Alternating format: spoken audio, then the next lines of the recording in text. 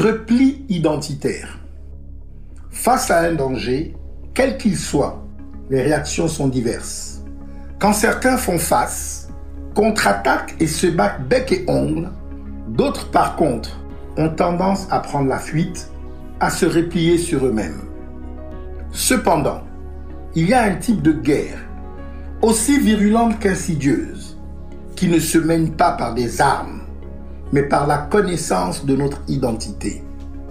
Il y a des combats dont nous ne pourrons pas sortir victorieux si nous ne savons pas qui nous sommes, et quand bien même on nous enseignerait que le monde actuel est un vaste village dans lequel les particularités se dissolvent au profit d'une standardisation des peuples.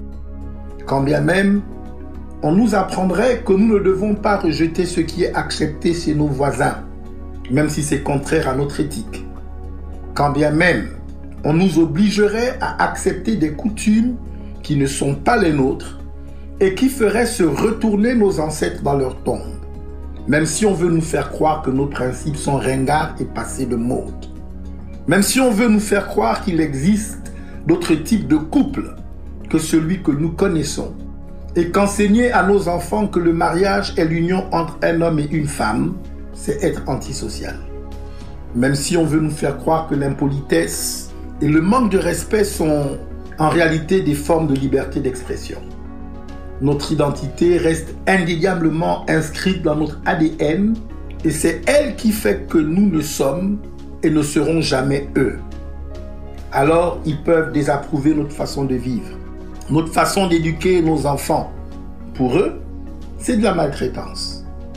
Dans ce village mondial, notre exubérance est qualifiée de sauvagerie et notre calme de froideur.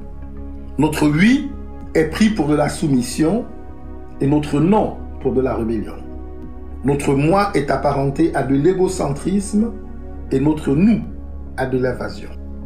Dans ce monde où finalement plus rien n'a de véritable sens, je dis que nous avons besoin de retrouver notre identité. Et même si pour cela, nous devons passer pour des rétrogrades, je dis que nous devons revendiquer notre singularité.